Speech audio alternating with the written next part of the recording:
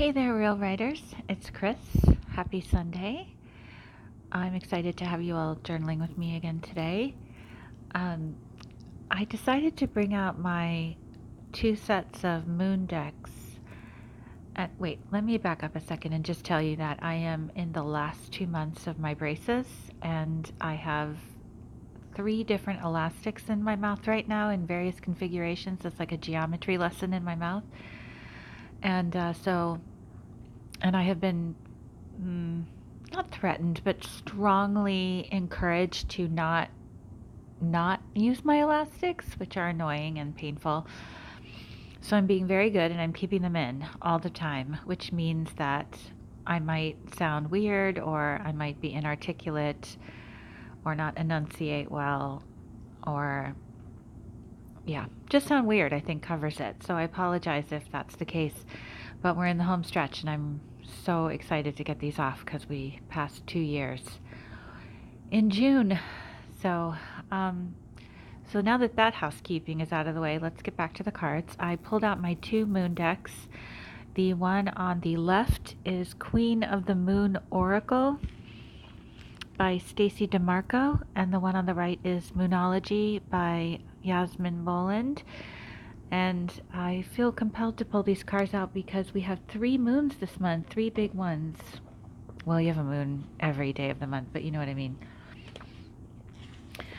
We have a new moon that we just had on August 1st in Leo, which is about generosity, abundance, leadership, creativity, courage, celebration.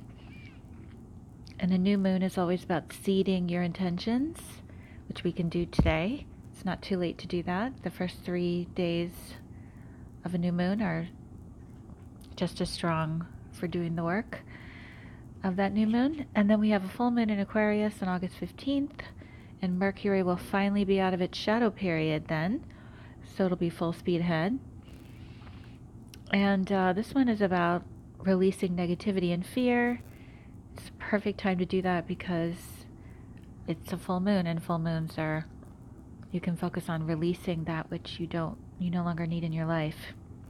It's possibly a possibly overwhelming time, but this is about emotional freedom as well, releasing emotions you no longer need. And full moons are also about making choices and releasing what doesn't align with you, like people, ideas, goals. Get rid of the dead weight. And then we have another new moon on August 30th in Virgo. It's a black moon, and that's what's the second new moon in a month is called, the black moon. Lots of articles on all of these out in the interwebs, so you can Google those and have people far more qualified than I to explain what they mean and how you can mark them. But for our purposes, the new moon is about intentions. Full moon is about releasing. So you could do this again if you wanted on the full moon or on the black moon, which is just another opportunity to seed your intentions.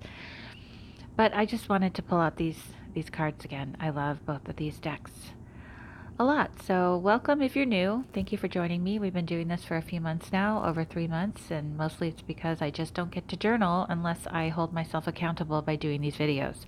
So I hope they help you. You do not have to be a writer to be here, or a poet or a songwriter or an essayist or anything. You don't have to write plays. You can just love journaling. And when I say just, I don't really mean it as any sort of less than idea. If you have been doing this with me all along, thanks for coming back. There's a lot of content on YouTube, and I appreciate you joining me. And I'd love it if you would share it with other people you know who you think might appreciate this content, and get together with friends and do this together. Do this with people who are far away. It's a great way to spend time getting to know each other, and I'm one of those people that doesn't mind being on a long distance phone call watching a TV show together or a movie together or something online. But some people feel weird about that, and this could be another way to hang out together and connect when you don't see each other for long periods of time. And it's really fun to do with your friends. So especially if you are writers, it can be really fruitful if you are in a writing group to do something like this. So let's get into the cards. We're going to look at both of these cards, and then we're going to journal for 10 minutes. Those are the basics. So the Queen of the Moon Oracle card is assessing. Wow. This is why I love these cards, because the artwork is so magical and full of stars and stardust and galaxies and moons and all this wonderful stuff. And this is a hot air balloon. And even though this stands for first quarter move, the phase, it doesn't have to be the same phase as the one we're in. So this is assessing. And it's purple, which is a perk. It's a nice plus. I love purple, as you know if you've been with me for a while.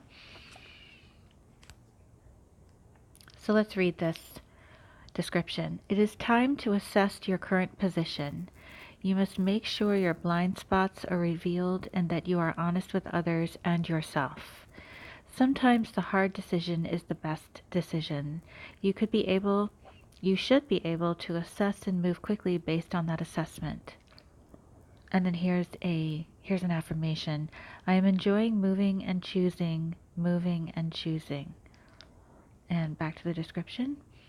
You have begun your journey, and now it is time to assess where you are and what to do next. You have made a decision. You have worked and walked the path for some time, and yet you understand that in every journey it's a wise action to check the map.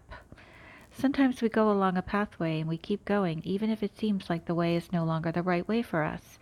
Sometimes we feel we have gone too far to turn around, and so we settle on a journey and destination that doesn't really suit us or satisfy us. However, if we had just some courage, we could have reassessed as we went and perhaps ended up somewhere else, somewhere better. Now is the time to look carefully at all aspects of your life, especially the areas in which you have set some intentions or goals. Ask yourself, do I still want these things? Do I still want the same end result? If the answer is no, ask yourself what you can do to maintain momentum and head towards what you now desire. Although it doesn't seem terribly glamorous, assessment has a high payoff for us if we bother to do it well. Doing it well means we really look hard at how things are going. All of us have some kind of blind spot, so it's worth exposing this by consulting a trusted friend or finding where negative repeating patterns are and looking for the cause. Shining a light on a blind spot and taking action to shift it is one of life's big catalysts for change. Well, that card saw us coming, didn't it? That is a perfect card for us, is to reassess. You can set your intentions, but it's important to assess where you are in the path and whether or not you really set an intention that works for you, that you want. Sometimes we make choices and set intentions out of very emotional upheaval or difficult circumstances, and it's sort of an extreme reaction to a situation or a person or news or whatever. And, it's not always the right way. I know I've been reassessing a lot in my life lately and making peace with things I thought I wanted that I don't really, they're just habits. The wanting is a habit, or the belief that it's right for me is a habit, but it doesn't mean that it's really true anymore. So there's some great questions here if you really love this card. And the hard work in the middle between setting an intention and reaping the rewards of assessing and changing course or releasing something entirely, that's hard work. So the questions again, do I still want these things?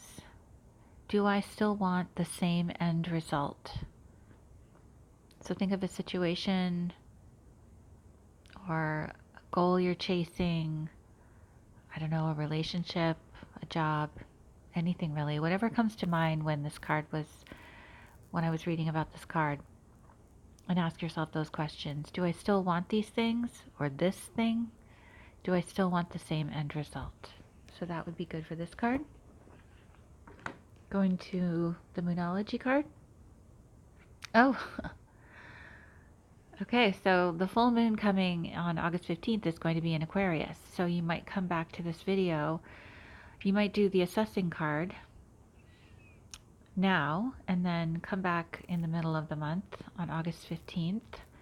And I believe it's going to be at 6:37 in the morning East Coast time. So figure that out according to your own time, but you don't have to do it at 6:37 in the morning. I'm not going to be awake at 6:37 in the morning on August 15th. So you can do it anytime over the 3-day period. So don't worry about that. But you might come back to this video and journal on this card at that time. So let's look it up. Let me show it to you. I'm sorry. And again, it's purple. I'm telling you, the universe is giving me what I want today. Sorry, I hope that's not influencing the cards, but I'm always happy to see purple. Show the world the real you. Just love these images. And look how interesting. I mean, the water pitcher has a similar shape to the balloon. And they have similar lines drawn, similar colors. Seems like these two connect. Okay, so these are harder to find in the book, so hang on a second. They're not numbered. I would highly encourage people who make card decks to number their cards. That would be so helpful. Okay. This card brings the message from the cosmos that you need to detach a little from whatever situation you're asking about. Someone might be keeping you at arm's length now, but it's no bad thing. It's important for you to allow life to unfold and progress, even if change seems like a frightening prospect. If you've been holding yourself back from showing the world the real you, this card reminds you that your unique characteristics are what make you special. In a relationship, are you being too aloof or detached? Go ahead and be yourself in whatever is coming up for you. Be aware of your feelings, but also be prepared to move on. Meanings for this card. Don't lose the beauty and romance of life. Excuse me, these are additional meanings. Don't lose the beauty and romance of life. You are too much in your head. Get into your heart. A friend needs you. Be there for them. A situation is going to take a very unexpected turn. Here's the teaching. Every full moon is a time to release and let go, but the addition of Aquarian energy to the mix triples that message. Aquarius is the opposite of clingy, and pulling this card at any time suggests either you need to let go or someone is thinking they are the ones who need to let go, perhaps of you. What needs to go? What is the right thing to do? Whatever happens next could be highly unconventional or unexpected. Ooh. That sounds like it could be either exciting or terrifying. It depends on how you read that card. So, let's look at some of the possible questions for this card. Have you been holding yourself back from showing the world the real you? And following that, what could you do about that? You know, big or small. What could you do about that? What are the unique characteristics that make you special? That's another thing you could journal on. And then the idea of release. What needs to go? What is the right thing to do? Those are the questions related to release. And then, or maybe related to that, you might want to look at what highly unconventional or unexpected thing could happen next related to whatever situation you're thinking of when you're thinking of release. You know, play around with that and see what comes up. So, okay, so let's journal for 10 minutes on these cards.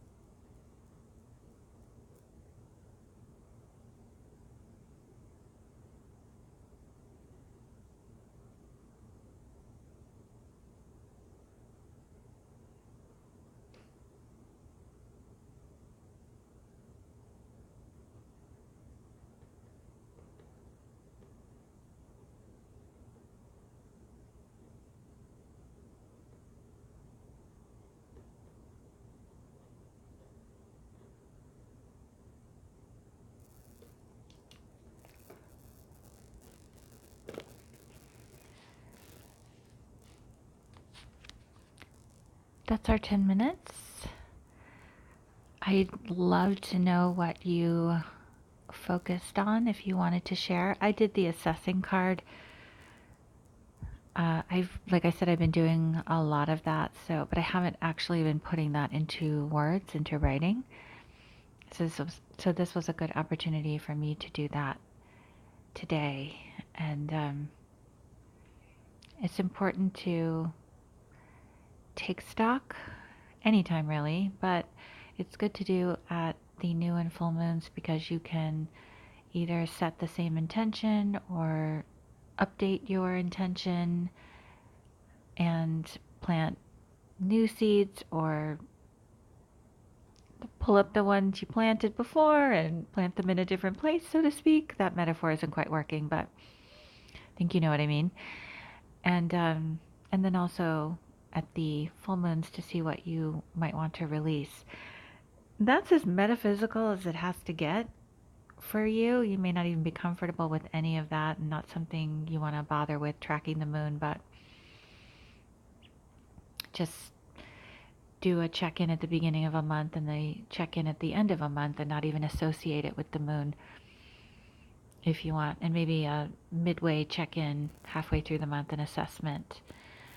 It's a good way to keep track of where your life is going and how your choices are paying off or they're not, or decisions you need to make to move forward, or people you need to talk to or mend fences with, or how you're doing. Do you need more rest? Do you need more water? Do you need to take a week's vacation or a long weekend?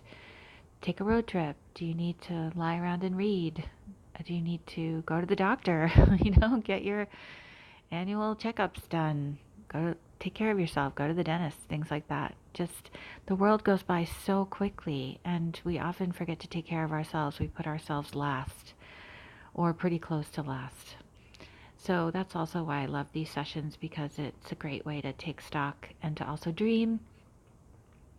You can make to-do lists if you want. It's fine too, as long as you elaborate on them and really dig into why you're putting these items on your to-do list, and do you really need to do them? And how you can take better care of yourself and allow time for you to tune into your heart, your soul, your spirit, your mind, whatever, your body, whatever you need to tune into that you're not, because it just never seems like we have the time. So, speaking of which, thank you so much for spending this time with me, and I'd love it if you would like and subscribe and share so more people can join us. And please do pop into the comments and share a little bit about what you wrote. And I hope you have a lovely rest of your Sunday, and happy writing.